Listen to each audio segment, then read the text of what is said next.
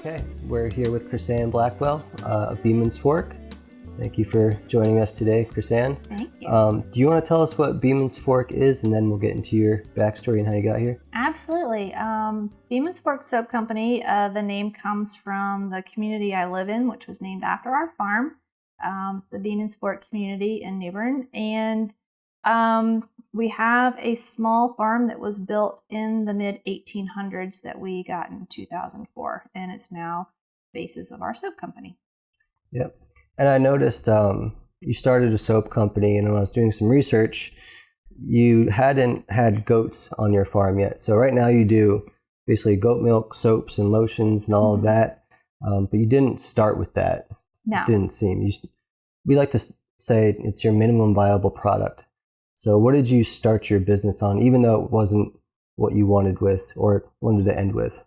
It started with just handmade soap made from scratch, and it was kind of a hobby for many years, and then turned into like a stress reliever for, working basically in the quote unquote real world. Yeah. So why did you choose that product? What made you want to get into this? And so what did you do before any of this?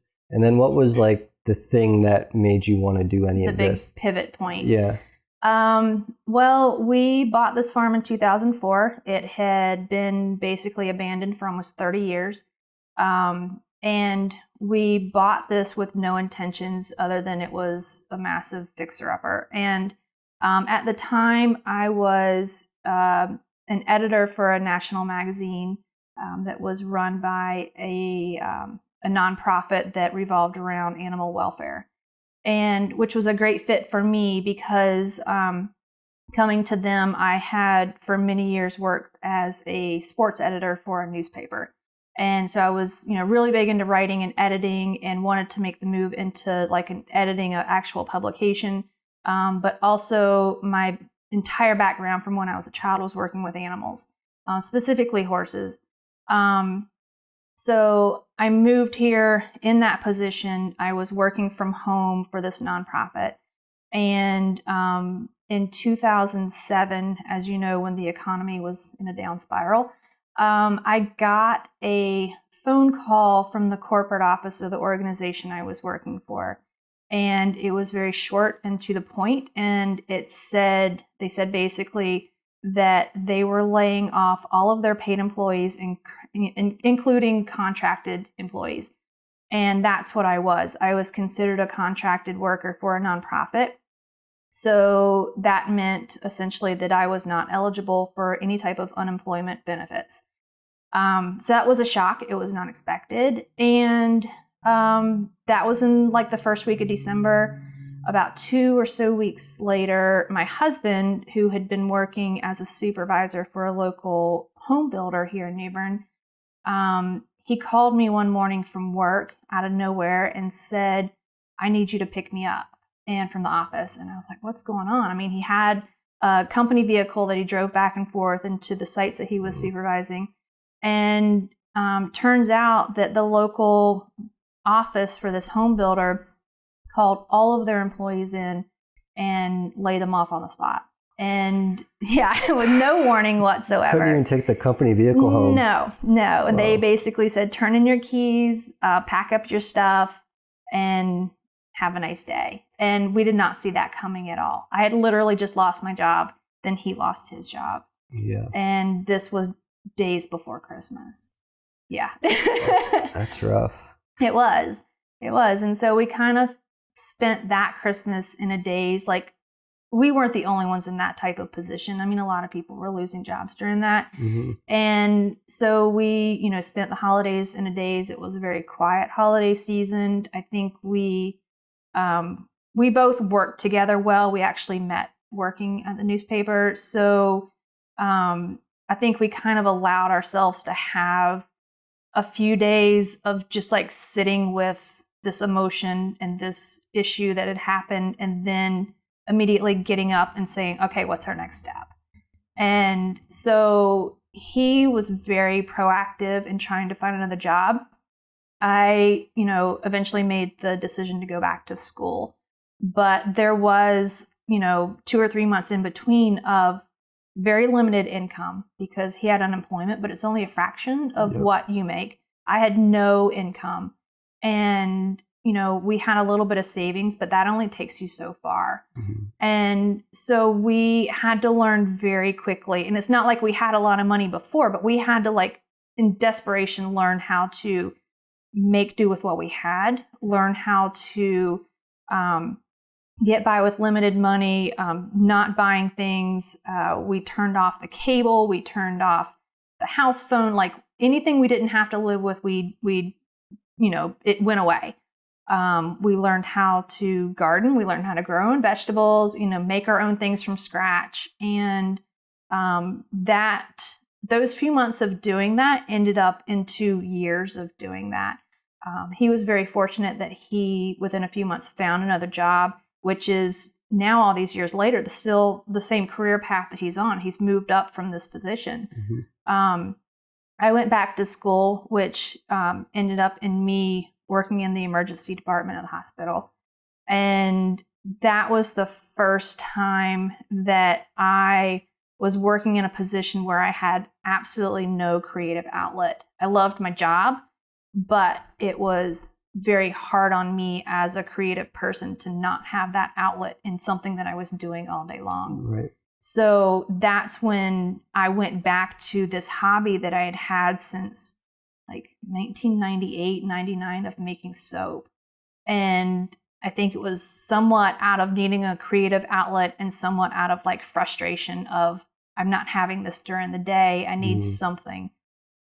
And so I started making soap again. And I was, giving it to friends and selling a little bit on the side. And it got to the point where the more frustrated I got with work, the more soap I was making, because I just needed, I had my horses, I had my animals, and I worked with them.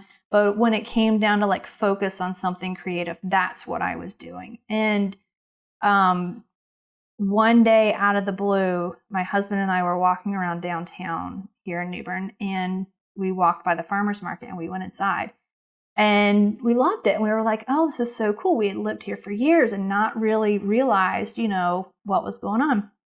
And, we went home, and then it was, a couple weeks later or whatever, my husband, he's the most supportive person you'll ever meet, but I swear this was also partially out of, you've got to get this soap out of the house. He made the suggestion of, why don't you look into getting a booth at the farmer's market, selling some of your soap? And I was still working at the hospital, I was like, oh, okay, I'm game for that. And so I filled out an application, went through that whole process, got accepted. And in August of 2012, I set up my first booth at the market and didn't know what to expect. But for the 2 weeks leading up to that, from when I got approved until when I knew my first booth was going to be, I was a crazy person. Yep. I was working around the clock, didn't know what to do. I didn't have business cards. I didn't have anything. I didn't have a display. Had no idea if I had enough soap. My husband said I had enough for the world, but I didn't think I had enough. And, I got to the day where I set up early that morning. I was exhausted because I, had been working all this time and was running on fumes and setting up my booth. And, then the market opens up and I had the most amazing day. I loved it. And not only did I sell more than I expected, and like I said, I had no expectations. I hoped to at least pay my booth rent.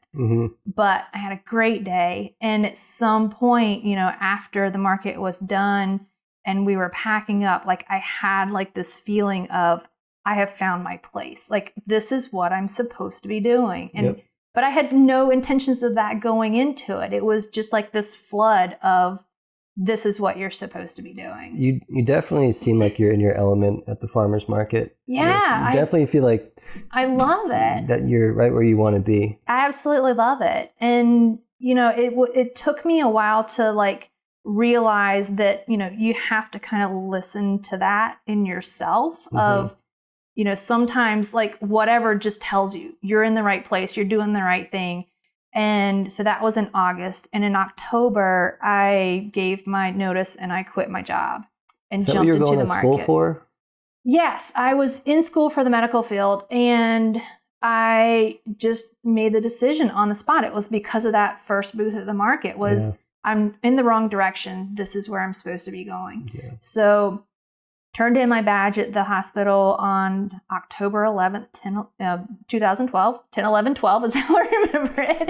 Nice. Walked out, and it's been like head first into this crazy world of running a small business. Mm-hmm. And so to get back to, the important lesson that I learned that when we lost our jobs was from that, I made the first big decision I made for my business, and I had no idea how to run a business. But I knew from the beginning I did not want to go in debt. Mm-hmm. I was not going to spend money I didn't have. I was, fortunate that my husband was supporting me, emotionally, and like as a husband, I did not want him supporting my business financially. So I went back to that experience of, okay, you basically don't have a job anymore. You have to learn how to make it work. Mm-hmm. And so from day one, I literally was making soap in molds that I made out of cardboard boxes, lined with freezer paper because that's all I could afford. And, I made a goal of when I made X amount of money, I'd already paid, my bills, paid myself, but then this excess would go towards the next molds or the next equipment or whatever. And I didn't have a credit card then. I still to this day do not have a credit card. I don't have any debt. And that's how my business has been built. I went from cardboard boxes in 2012 for the beginning of my business to, 5 years later, I was contracting a company in Canada to custom make commercial molds for me. And that was, it wasn't a leap. It was like a series of steps to get there. And that's still how my business functions. Have you found that those restrictions that you needed to do from bootstrapping it kind of gave you not only a creative outlet, which you needed, but it gave you like the tools that you can carry forward, and those like principles that you had to apply has given you a really good foundation to kind of step by step build the business in the way that you wanted. Absolutely. I think that a lot of people put a lot of emphasis on financial parts of businesses and investments financially. I like to put more emphasis on being efficient and learning new ways to be efficient and working with what you have. And when you max out your efficiency on this, one piece of equipment or whatever, then that's the time to upgrade. Not because so-and-so, this other business has this. It's because you've now maxed out what you can do here. Mm-hmm. Now let's use this money that you saved up and then let's go to the next step. Yeah. Also, when you throw money at something, you just start doing it without having it be efficient. Now you just have a bigger inefficient thing than you would have before. Yeah. And that's the trap that anyone can fall into when they get big investment money. We see it all the time. Yeah. Like, big farms. They get big investment money by people who haven't had to learn the lessons of bootstrapping it. And so they just don't have the foundation to do what's necessary to run a profitable business. Absolutely. Absolutely. I get questions all the time of how do you do X, Y, and Z as the only person in your company? What are your secrets? And I'm like, I don't want to be rude, but you kind of need to learn that yourself. There's a big value. It's not that I don't want to be sharing and networking with people, but at the same time, it's like, I think that I have a huge appreciation for learning something on your own. Yep. No pain, no gain. Yeah, absolutely. For sure. Now you mentioned that you and your husband got sort of laid off at the same time by companies with many employees. Did that sort of have like a galvanizing experience as to what kind of company you wanted to run? Like, because I can imagine those business owners not really enjoying doing that and laying off all those people. And I, as a business owner, I couldn't imagine doing that. And that sort of responsibility almost wants to keep me like as few as employees as possible because, I feel responsible for them in a way. Yeah. Does that, and I know that you really run a tight ship. It's basically just you and you sort of want it that way. Yeah. Can you relate? Is there any connection between what happened there and how you look at things now? Slightly, yes. I've always been a very independent worker. I work best by myself. And that doesn't mean that I don't like working with other people. But, as an adult, when I look back to little, clues from growing up that kind of shows you as to where you are now, I barely graduated from high school. I was horrible in the classroom. I just don't learn. I learned as an adult that I don't learn how a lot of people learn, and so that makes it very hard for me and very frustrating to work with other people sometimes. I think a lot of people in like the creative world can relate to that. And so aside from that, with really feeling comfortable being by myself, I don't like the responsibility of having other people that I'm, essentially responsible for. Like the way my business is built right now, with no debt, no overhead, pretty much, is that if I wanted to stop what I'm doing tomorrow, I can do that. I'm done. I can sell off a few things, whatever, but essentially I don't owe anything anybody, and that includes people. Yep.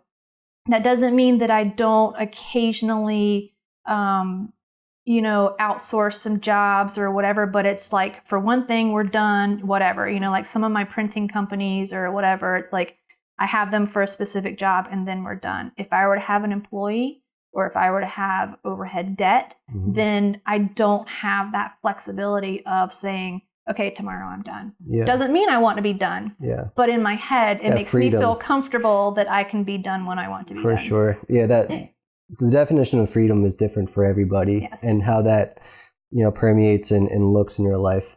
I totally understand that. I want to go back to your first farmers market booth. You said you did really well. And I know a lot of people with booths and they don't do well. I don't know how they cover their daily booth rate. Yeah. What were the things that you did up front that caused that to happen? And then why don't you just tell us about how you've improved that over time? Because I have to say, like, you have the best booth in the farmer's market, and it's really not even close. The colors, the black and white with the colored soaps, it's like totally on point. But I know it didn't start there. I did see a picture of your booth way back. I mean, it was very different. Yeah, but it was also really good too back then. So you obviously knew what you were doing. So was it your past experience that helped you do that, or was it just your obsession, knowing it's all on you, that it had to be good? Well, I think at the time I had no idea. I just, like I said, going into the market, I was working around the clock, had no idea what I was doing. In retrospect, I think that naturally I somewhat in my head knew what I was doing. I just didn't realize it. For one, and one of the most important things that I want to point out is that I have a quote unquote disposable product. So it's not like I have a one-time customer that's not going to come back the next week or the next week. I have something that people buy, they use, and if they like it, they come back, they buy it, they use it again. So that is a disposable product. So I'm in a different category from like an artist that does paintings or a jewelry maker or a furniture maker or whatever. Same thing in the food industry. You have a disposable product. So that was not something that I chose intentionally. It just happened. Also, the creative side of it is, in my head, I'm constantly like trying to figure out, this is what I have now. What can I make? How can I make it look better?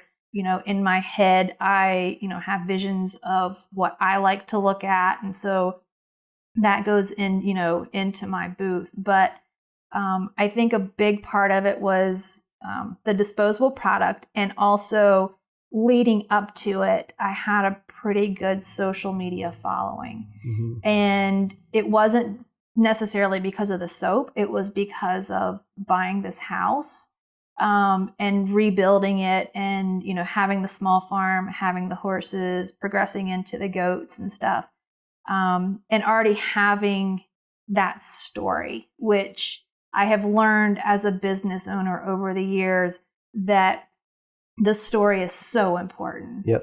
People, I've read this book recently, which is absolutely fantastic. It's by Kendra Hall. It's called Stories That Stick. And it's all about telling stories from the perspective of a business.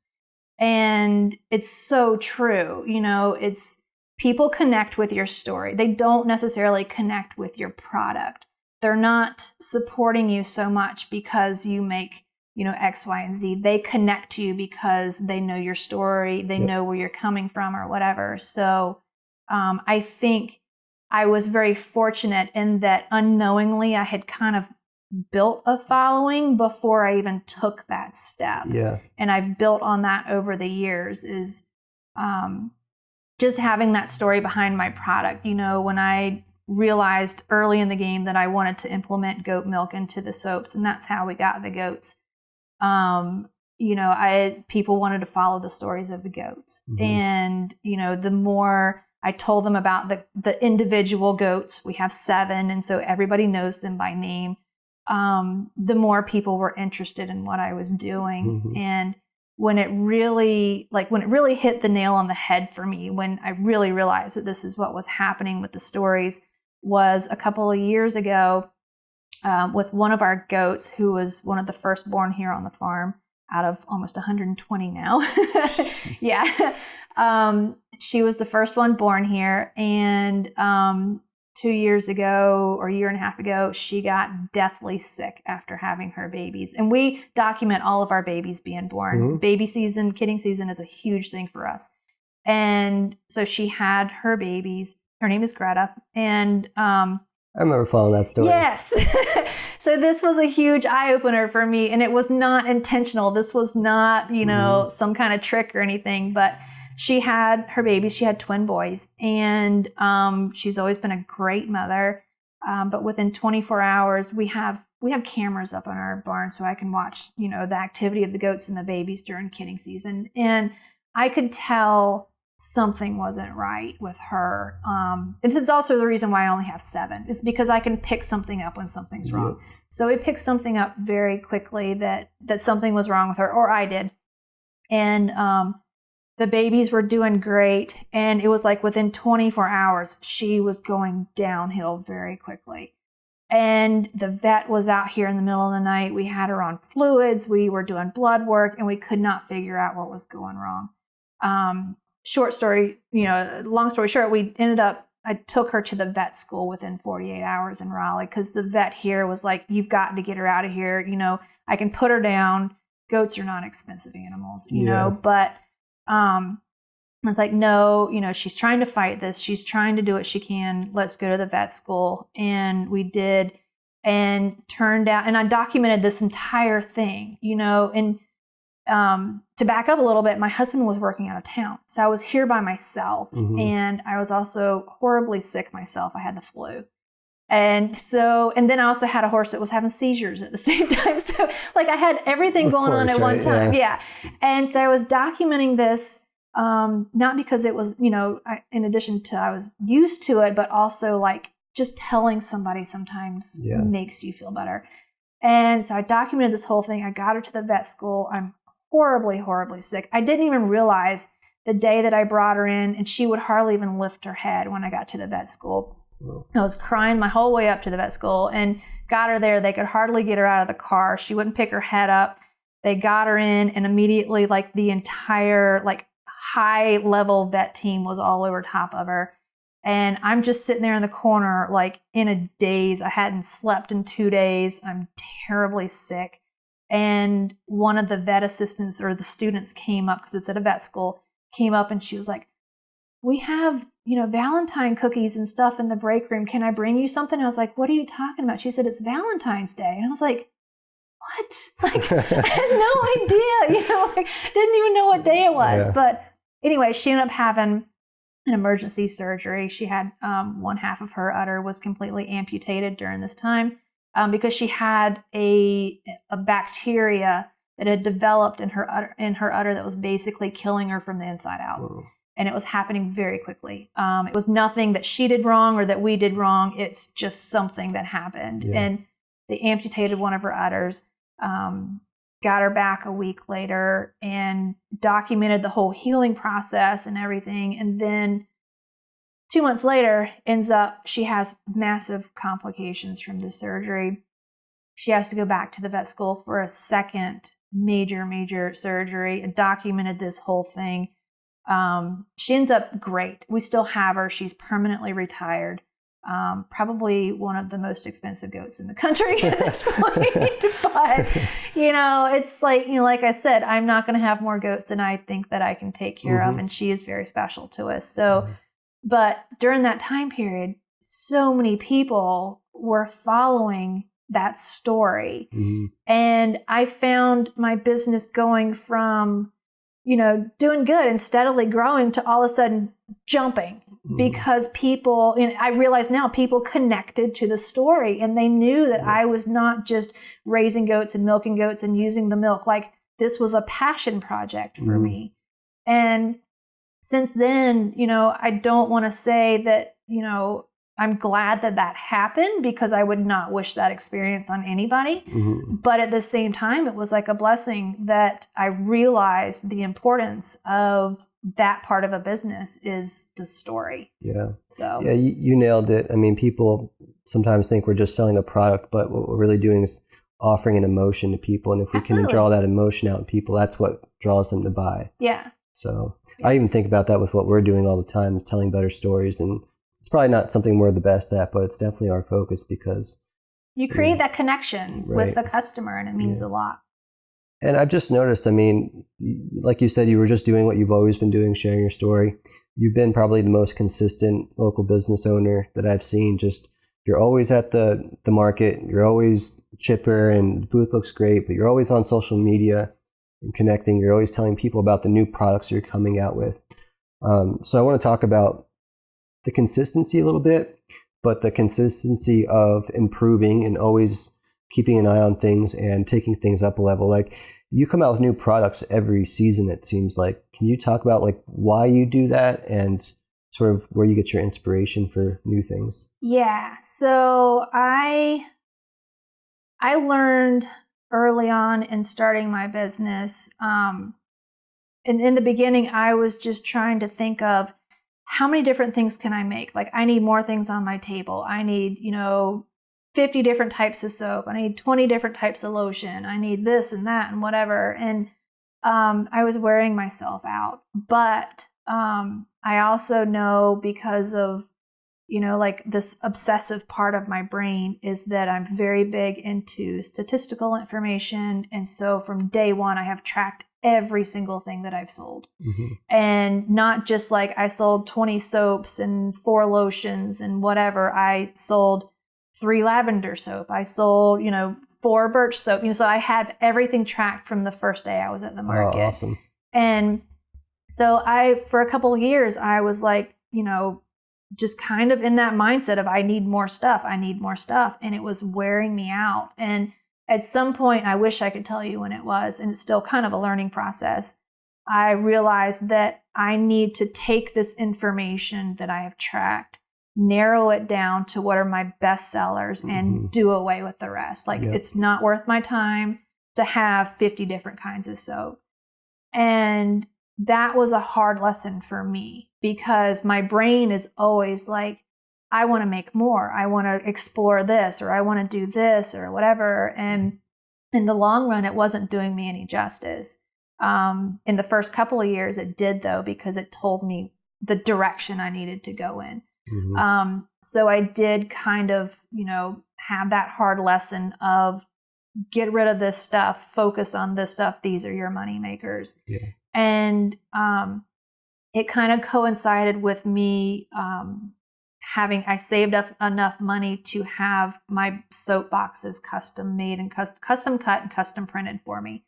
And in doing that, I knew that I needed to narrow down the scents that I was making in my soaps to like X number amount of soaps. And I decided on 12. So I took the 12 top sellers for my previous several years that were consistent, not just seasonal, because some scents are, sell better in seasons, but across the board, because I knew these were going to be the scents that I do all year. I took those 12, had boxes made for those 12. And to this day, those are still my standard 12. Now, each season, I do 2 specialty soaps. And so those will be limited edition that are just for, spring, summer, fall, winter, or whatever, to do something a little bit different. They are packaged differently. They're a little bit more of a special item. With my lotions, I have 6 scents that I do all year long, but for the season, I'll do one that's special. And so that's kind of now where that need to produce something new is a scent or something special. It's contained. Yes, it is contained. You have to contain that beast because it will run off with you. But that's worked for me, is just having that item, making it special, having a story behind it, and then customers want that limited edition item, and then it's gone. It's a better approach. This is one of those things you can read in a book, but that law of focus, it's hard. you have to learn it for yourself. Yeah. I mean, there's products that we've created that you didn't even know existed. You know what I mean? Because and I every 6 months I got to reel myself back in because it's hard. We're creative, we get big and in our heads, and we want to do everything. Yeah, and it's not all going to work. No. I mean, I can't tell you how many products I've made and given to friends, and I'm like, oh, I'm thinking about doing this, and oh, I'm thinking about doing this, and they're like, oh, great, when's it going to be available? I'm like, a month later, I'm like, no, it's not going to happen. Not yet. I ain't tried. So you started out at the farmer's market booth, so your customer base was 100% people coming to the farmer's market. But with your subscription boxes, you do the seasonal products. Can you talk about how your sales channels have evolved, expanded, and kind of what who are your customers now? Well, it started off at the market, very quickly transitioned also into online. I learned that very quickly because we do live in a touristy town. And I had always been like an Etsy seller, for years before that, with just like crafty stuff or whatever. So I started off putting my soaps on Etsy, which a lot of people start off with. And that worked very well because we have tourists that come through. Then they want to purchase outside. And so Etsy is an easy platform when you're getting started. I ended up leaving Etsy after a couple of years after starting my business. Maybe it was a year after, because they made some decisions within their company that I didn't agree with and I didn't want to be associated with. So I made the big jump into a standalone website, which was hard because Etsy itself drives its own traffic. With a standalone website, you have to manually drive your own traffic. You got to draw people to you. They don't just come to you. Exactly. So I did have a small benefit I did have a strong social media following just from the farm. That helped a little bit. But the majority of it was being very tenacious and polite, obviously, with tourists and putting my website in front of them. My website's on all of my packaging. It was on all of my business cards. I would mention it when I talked to customers and learned that they're not from the area. I made a point to mention my website, that all of my products were on there. It's the same price. And that I try very hard to ship out orders every single time within 24 hours. And I still do that to this day. It's a big part of my business now because a big part of our business at the farmer's market is tourist. Gotcha. So that's been, aside from the farmer's market and a few small wholesale accounts that I do, my website has been a growing beast of its own for me to handle. Well, that's awesome. That's part of being consistent. Like you said, putting your website on the packaging, it's overlooked, easy. One of the biggest things I'll always appreciate about you is when I first moved here. So I moved to North Carolina, New Bern, same town as you. I didn't know anybody down here. I came with my food truck, and I started bringing my food truck to the same farmer's market you were at. And you were the first other business owner to come over to my food truck and take some of my business cards, put them at your booth, hand them out for me, and just raise awareness. Like, you had the built-in audience coming to your booth and people that trusted you, and you sent them my way. And I had people come up to the truck, oh, Krisann sent you over. And I'll always appreciate that. Like, till the day I die, I'll remember that you did that, because and I don't expect anyone to, but like, you went out of your way every single time that we were there. And as someone coming into, barbecue country with basically a vegetarian food truck, anybody that was on my side was extremely important for my, growth as a business. So how you obviously saw other people do that for you, and you do have pretty loyal customers. So can you talk about customers sort of spreading the word for you and how that's contributed towards the growth of your business? Absolutely. I think from the beginning, I have wanted, as part of my story, to be positive and to be not only, encouraging of other people and other businesses, but also to be approachable and transparent in everything that I do. And so when I was first getting started, my first day at the market, I had no idea what I was doing, but I immediately had a handful of vendors there that just kind of took me under their wing immediately, no questions asked. And that really opened my eyes to competition, whether or not they were selling the same thing as me. And at the time they weren't selling the same thing, but still quote unquote, competition. If it's another vendor, they didn't care. Like, they were welcoming them into my space. And I was very appreciative of that. And I think that encouragement made my day so much better. Yeah. And just that feeling of, feeling like I fit in somewhere really resonated with me. And so whenever, we have new vendors come in, over the years, it's like I unfortunately don't always get to welcome all of them that way, because sometimes, I never even see them for a couple of weeks, until I get to move around some. But I do try really hard to, welcome them and, try to support them in what they're doing. And especially if I see that they are a vendor who is trying really hard at what they're doing and they don't want things handed to them and they're appreciating the situation. Mm-hmm. So, it is like they helped me. I'm trying to help somebody else and kind of pass it forward. And I'm hoping that by kind of setting that precedence is coming into the market, that they will in turn do that to another vendor that's coming in. Because I think that impression is so very important. Yeah. And that's community 101, just kind of pay it forward like you can. And speaking of that, now that you have your business running, you feel like it's kind of moving in a way where it's kind of under control and you're not trying to just build all the time. Absolutely. And you feel like the next project you have on the horizon is a blog, and you're trying to pay it forward in different ways. So we'll talk about that a little bit. Absolutely. My business, I'm comfortable with where I am. And I've gotten to the point where I feel like I, would like to share my story and where I started from and where, I'm headed. But more importantly, I want to put out there things that I wish that I could have read when I was starting out. I'm almost 8 years into this now, and I'm still learning and I'm still growing. And it's not just business wise, but a lot of it I found is like mindset and how you view things. And so that's kind of where my new blog is going to be going. It's where I started off from. It's not about my soap business. My soap business might be referenced, but it's about my experience of starting a small business by myself with nothing from the ground up. And, person to person, having a conversation of, this is what I think. This is what worked for me. These are some of the references that I used. This is a hard lesson that I learned. This is something I did badly that I've learned, that I wish I would have done differently. These are things that have helped me, that kind of thing. I'm not selling anything. I'm just, hoping to extend a hand to somebody who needs it. Yeah. Kind of feels good when, you feel like you can teach when you feel like you're on the other side of it.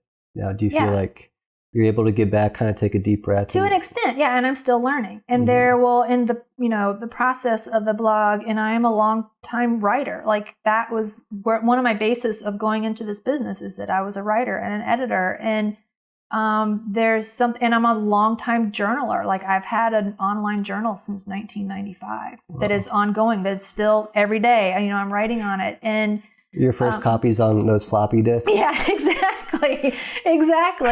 So my, when I go to writing a lot of times, and I think that just sometimes putting things into words, you learn from your own words. Mm-hmm. And, if something's on your mind, if you just type it out and then read it yourself, it's almost like somebody else is reflecting back to you. Yeah. And so it's partially for me, to kind of get everything out of my head and onto paper, so to say, but also hoping that somebody else can benefit from it at the same time. Yeah. So you said it so quick, you were in sports journalism, like you were a sports writer. Yeah, and I'm not a sports person. Yeah, I was like that. I just wanted to clarify. I wouldn't have expected that. Like, what sports did you do? It was mainly high school type of stuff. Okay. It started off, I was hired as a reporter and a columnist for a newspaper. And through a series of random events, the person who was the sports editor was leaving to go to another paper. This is all Associated Press publications. And so he transferred to another paper. The position of sports editor came up, and typically within this newspaper, they offer the position to qualified people within the business first before they advertised it. And I didn't think that I was qualified. I don't know anything about sports. To this day, I'm not a sports person at all. I mean, I can solve a Rubik's Cube in a minute, but I can't tell you anything about football, you know? Yeah. And so they asked me, out of, like what they would normally do, are you interested in this job? And I was like, not really. I love writing. I love writing columns. I don't know anything about sports. And so it was very intimidating to me. But it kind of planted that seed in my head. And the more that I thought about it, I was like, I get creative control over an entire department. I get to work more with photo editing. And I will say this company I was working for was extremely proactive in professional training for their employees. So I think at some point they actually partnered with Adobe. And so we were taking professional trained classes with Photoshop and PageMaker and incredibly expensive classes. They were just giving them to us. And so if I got to move into the sports editor position, I got so much more creative control and got to do so many more of these, trainings.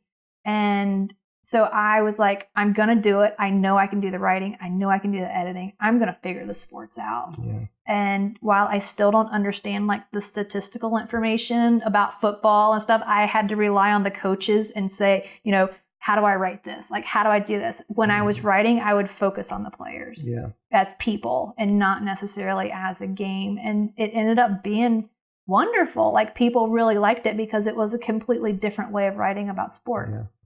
Well, that's cool. I think that really shows the confidence that you have to take on new tasks, whether you know how to do it or not. And that's the difference. Like that's what it takes to be in business for yourself. You have to be willing to do that. Yeah, I think one of the most important pieces of information, things that I was told ever in my entire life.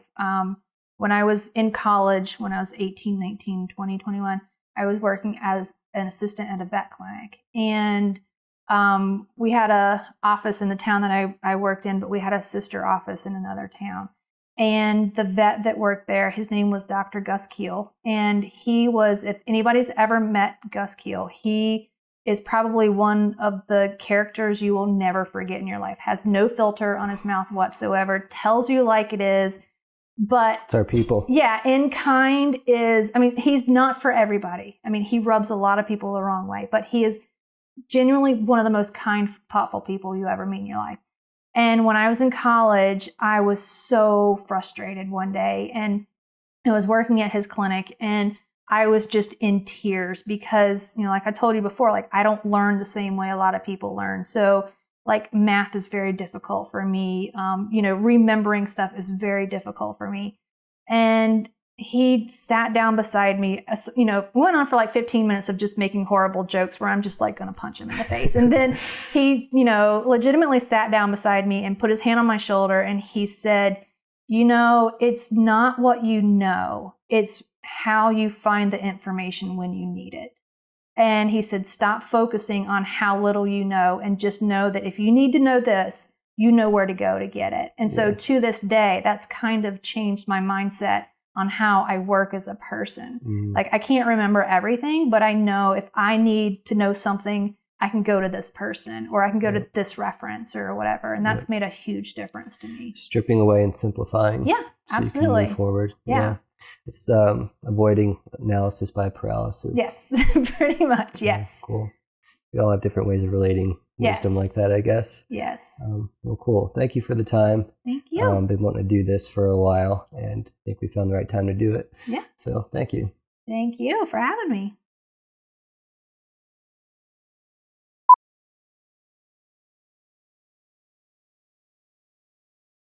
Well, with the soap making process, each batch of my soap takes 8 weeks. So I have to predict at least 8 weeks ahead of time how much soap I'm going to need and what scent I'm going to need. So I actually plan about 2 seasons ahead, and I just have to estimate how much I'm going to need because I do seasonal boxes, and so those are the priority. I fill those boxes first. So gift boxes and stuff. Yes. So it's a subscription service that people sign up for, the seasonal boxes, and those include the seasonal soaps. I try to plan it so that I have plenty of overflow outside of those boxes that I can sell on the website and at the market well after the boxes have been released. I did run into a problem with the fall box this year for the first time.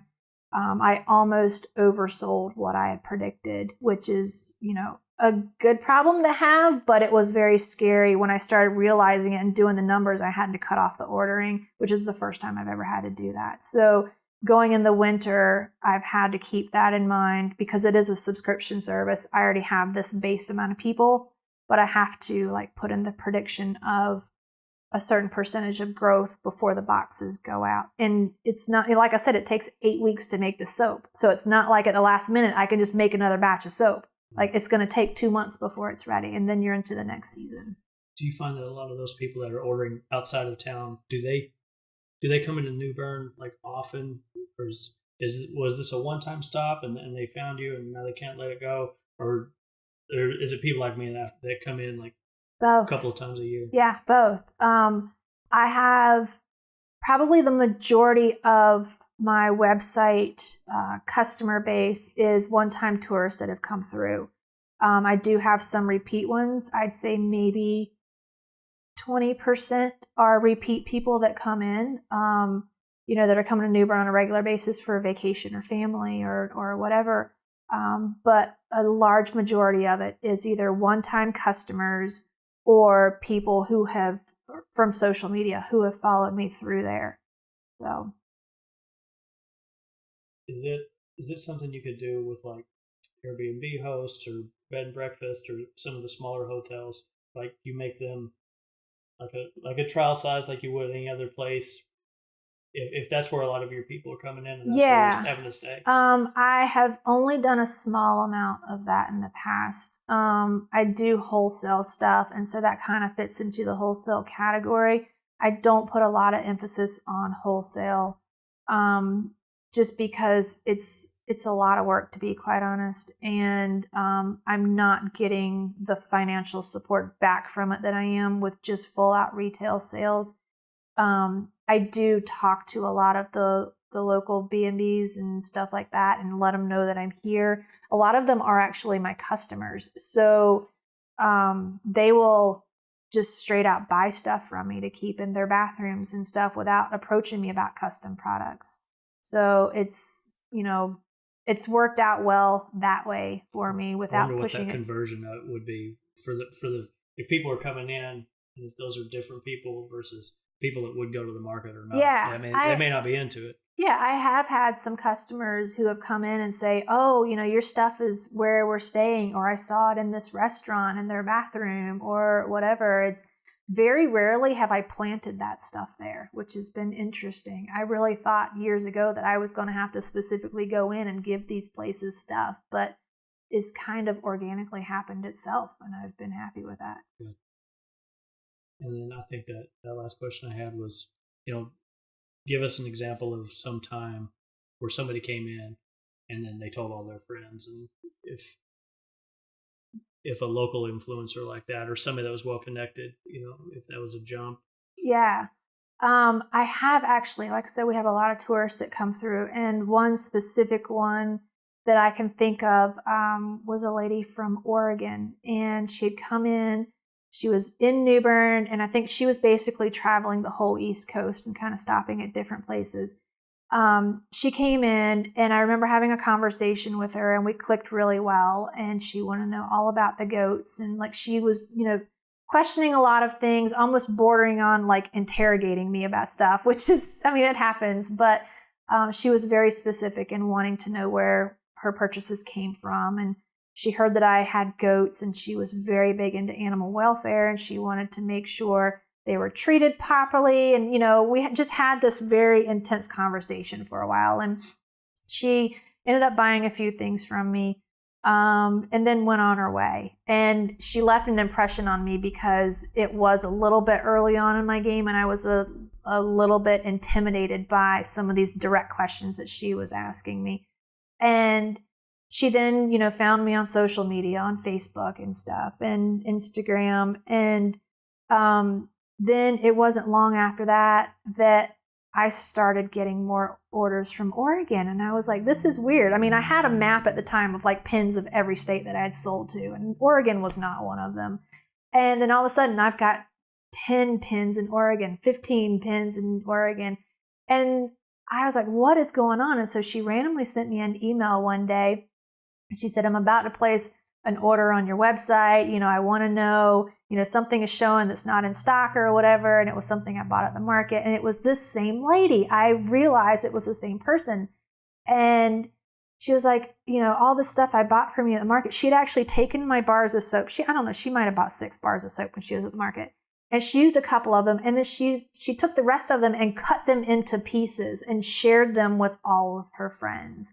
And had like a couple of bottles of lotion, and she was taking it to her work and everywhere, and she was sharing the lotion. And so all of these orders, all, from Oregon, were all coming from her. And she flat out told me, she said, you were the first person that answered all of my questions. You were the first person that I could see where the products were coming from, that you had the goats and that they were actually taken care of, and that you didn't have 50 goats, that you had, 7 goats. I think I had 5 at the time or whatever. And it was the story that we connected with that made her realize that I'm very transparent in what I'm doing. I'm not hiding anything. And then that transferred into a ton of sales from Oregon, and there for like a year, it was like I had so many pins in Oregon, and everything else was just kind of sporadic. But yeah.